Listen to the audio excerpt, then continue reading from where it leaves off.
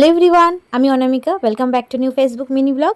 ষষ্ঠীর সকালবেলায় কিন্তু এই ব্রেকফাস্টটা না হলে ঠিক জমে না। প্রত্যেকটা বাড়িতেই দেখবে ষষ্ঠীর সকালবেলার ব্রেকফাস্ট মানেই লুচি, তার সঙ্গে একটা তরকারি আর মিষ্টি। আমাদের বাড়িতেও কিন্তু অনথা হয়নি, ছিল লুচি, তার সঙ্গে পনির, আলু আর ছোলার ডাল দিয়ে একটা তরকারি আর একটা করে রসগোল্লা। তো এগুলো দিয়ে সকালের ব্রেকফাস্ট হয়েছে। আর আমরা যেহেতু প্রত্যেকবার বাড়িতে জামাই ষষ্ঠীর আয়োজন করলে জানো তো, তোমাদের দাদাভাইয়ের সঙ্গে সঙ্গে আমার বাবাকেও ষষ্ঠীর আয়োজনে, মানে আমার বাবাকেও আমরা জামাই ষষ্ঠী দিই। এই জিনিসটা বিয়ের আগে থেকেই হচ্ছে, কারণ বিয়ের আগে 2 বছর তোমাদের দাদা আমাদের বাড়িতে জামাই ষষ্ঠী খেয়েছে, তো তখন থেকেই শুরু করেছি। আমরা যারা আমার পুরনো ভিউয়ার্স তারা তো জানো যে আমি রান্না করার সঙ্গে সঙ্গে সাজিয়ে গুছিয়ে খাবার সার্ভ করতেও কতটা পছন্দ করি। তো সকালবেলা বাবাকে আর ওকে সুন্দর করে গুছিয়ে দিয়েছি, ওরা এখন খাওয়া দাওয়া করছে।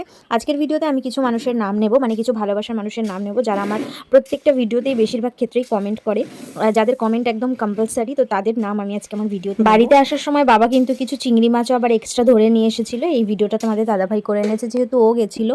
তারপরে জানো তো একটুও লেট করিনি, আমি আর মা খাওয়া দাওয়া সেরেই সঙ্গে সঙ্গে রান্নার কাজে লেগে পড়েছি। কারণ আমরা মানুষ মাত্র 2 জন রান্না করবো, আর মেনু রয়েছে অনেক, আর সমস্ত মেনুটাই সময় সাপেক্ষের রান্না। মা করবে ডাল, ভাজা, মাছের ঝোল, মানে সর্ষে ইলিশ, মাটন আর পাবদা মাছের ঝোল, এগুলো মা করবে। আর আমি শুধুমাত্র চিংড়ি মাছের মালাইকারিটাই করছি। আমাকে মা সেরকম রান্না করতে দেয়নি, বলেছে যে তোর কষ্ট করে রান্না করতে হবে না। আমি তাও খুব জোর করে চিংড়ি মাছের মালাইকারিটা রান্না করেছি। আর প্রত্যেকটা রান্নায় মশলার ব্যবহার করেছি একদম কম, প্রত্যেকটা রান্নায় একদম হালকা ঝোল হয়েছে, একেবারে মশলা যতটা না দিলে। রান্নাটা করার পরে আমি তারপরে তোমাদের দাদা ভাই আর আমার বাবা যেখানে খেতে বসবে সেই জায়গাটা সাজাতে শুরু করে দিয়েছি। আমাদের এই ভিডিওগুলো কেমন লাগছে অবশ্যই জানিও।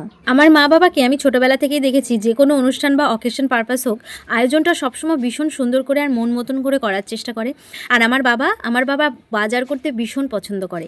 আর প্রত্যেকটা মাছের সঙ্গে কী কী সবজি যাবে আমার বাবা ভীষণ বুঝে বুঝে সবজি কিনে নিয়ে আসে, যার জন্য আমার মার রান্না করতেও ভীষণ সুবিধা হয়। সত্যি কথা বলতে আমার বাবার বাড়ি বলো শ্বশুর বাড়ি বলো, আমার বাবার বাড়িতে কিন্তু সবাই খেতে আর খাওয়াতে ভীষণ পছন্দ করে। আমি সেম শ্বশুর বাড়িটাও পেয়েছি, সবাই খেতে ভীষণ পছন্দ করে। আর যে ফ্যামিলিতে সবাই খেতে পছন্দ করে সেই ফ্যামিলিতে যদি আমার মতন রান্নাপ্রিয় বৌমা হয় বা রান্নাপ্রিয় মেয়ে হয়, তাহলে বুঝতে পারছো কতটা সুন্দরভাবে মিলে গেছে।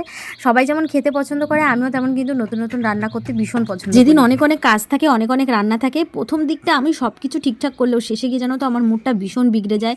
মানে কেন জানি না, আমার ভীষণ অস্বস্তি লাগে, মানে একভাবে আমি আর পেরে উঠি না, তখন ভীষণ খিটখিট করি। আমার মা বাবা সেটা সহ্যও করে।